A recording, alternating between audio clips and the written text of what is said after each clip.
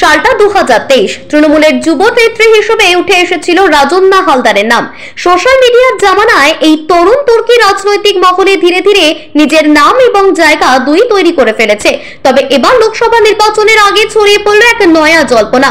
রাজনৈতিক মহলে কান পাতলে শোনা যাচ্ছে তিনি নাকি যোগদান করছেন বিজেপিতে। যদিও যাবতীয় জল্পনাতে জল ঢাললেন খোদ রাজন্না। সংবাদ মাধ্যমের মুখোমুখি হয়ে সাফ জানালেন, প্রস্তাব এসেছিল ঠিকই, কিন্তু আমি সেই প্রস্তাবে রাজি হইনি। আগামী 10ই মার্চ জনগর্জন কর্মসভার ডাক দিয়েছেন রাজ্যের তৃণমূল সুপ্রিমো মমতা বন্দ্যোপাধ্যায়। আর এরই মাঝে নাকি বিজেপির তরফ থেকে যোগাযোগ করা হয়েছিল রাজন্না হালদারের সঙ্গে। প্রলোভন দেখানো হয়েছিল লোকসভা নির্বাচনে করা হবে প্রার্থী। এমনকি তাকে বারে বারে নাকি বলা হয়েছিল দুর্নীতিতে ডুবে রয়েছে তৃণমূল কংগ্রেস, আর তাই দল ছেড়ে চলে আসুন বিজেপিতে। কিন্তু মুখের উপর তিনি জানিয়ে দিয়েছেন মমতা বন্দ্যোপাধ্যায় বা অভিষেক বন্দ্যোপাধ্যায়ের হাত ছেড়ে কখনোই অন্য দলে যাবেন না। তিনি হাতে তুলে নেবেন না গেরুয়া শিবিরের পতাকা। সংবাদ মাধ্যমের মুখোমুখি হয়ে এমনটাই জানালেন তরুণ তুর্কি রাজন্না হালদার। বেঁচে গিয়েছে ভোটের বাতি, দোরগোড়ায় লোকসভা নির্বাচন। এখনো পর্যন্ত অবশ্য নির্বাচনের দিনক্ষণ ঘোষণা করা হয়নি নির্বাচন কমিশনের তরফে। তবে লোকসভা নির্বাচনের প্রচারে এবং সাধারণ মানুষের মন জয় করতে ইতিমধ্যেই বঙ্গ সফর সেরেছেন প্রধানমন্ত্রী নরেন্দ্র মোদী। বঙ্গে এসে তিনি ঘোষণা করেছেন বেশ কয়েকটি লোকসভা কেন্দ্রের প্রার্থীর নাম, যার মধ্যে কেবলমাত্র বাংলাতেই রয়েছেন 20 জন প্রার্থী। অন্যান্য রাজনৈতিক দলের তরফ থেকে এখনো পর্যন্ত প্রার্থী ঘোষণা করা না হলেও ময়দানে কিন্তু নেমে পড়েছেন সকলেই।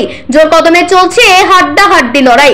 অন্যদিকে আবার ভোট চলাকালীন যাতে কোন রকম অপ্রীতিকর পরিস্থিতি না ঘটে সে কারণে এখন থেকেই রাজ্যের টহলদারি চালাচ্ছেন কেন্দ্রীয় বাহিনীর জওয়ানরা। রাজ্যের বিভিন্ন প্রান্তে এসে পৌঁছেছেন কেন্দ্রীয় বাহিনীর জওয়ানরা। রুট মার্চের পাশাপাশি গ্রামবাসীদের সঙ্গে কথাও বলছেন তারা। আবার অন্যদিকে ইতিমধ্যে রাজনৈতিক মহলে ঘটে গিয়েছে বেশ কয়েকটি ঘটনা। দীর্ঘ বছর ধরে তৃণমূল করার পর দল থেকে ইস্তফা দিয়েছেন তাপস। যদিও তাকে বোঝাতে কুণাল ঘোষ এবং ব্রাত্য বসু পৌঁছে গিয়েছিলেন তার বাড়ি, তবে বরফ গলে হয়নি জল। আর এসবের মাঝে শোনা গেল টিকিটের প্রলোভন দেখিয়ে রাজন্না হালদারের সঙ্গে যোগাযোগ করা হয়েছিল গেরুয়া শিবিরের তরফে। যদিও তিনি সাফ জানিয়েছেন মমতা বন্দ্যোপাধ্যায় এবং অভিষেক বন্দ্যোপাধ্যায়ের হাত কোনো মতেই ছাড়বেন না, তিনি ধরবেন না অন্য কোনো দলের পতাকা। বিজেপি থেকে আমার সঙ্গে যোগাযোগ করা হয়েছিল, বিজেপি নেতৃত্বরা যোগাযোগ করেছিলেন, কিন্তু স্পষ্টই আমার উত্তর ছিল যে মমতা বন্দ্যোপাধ্যায় অভিষেক বন্দ্যোপাধ্যায়ের হাত ছেড়ে বা আশীর্বাদ ছেড়ে কখনোই আমি অন্য কোনো দলে যোগদান করব না, এবং আমার উত্তর সেটাই থাকবে। প্রস্তাব দেওয়া হয়েছিল সব থেকে বড় প্রলোভন এই মুহূর্তে দাঁড়িয়ে যেটা হয় এমপি টিকিট, সেই এমপি টিকিট, এবং বলা হয়েছিল যে দল তো তৃণমূল কংগ্রেস এই মুহূর্তে আকণ্ঠ দুর্নীতিতে ডুবে রয়েছে, তো সেই জায়গা থেকে যদি চলে আসা যায় তাহলে বিজেপিতে যোগদান করা যায়, খুব ভালো হয়।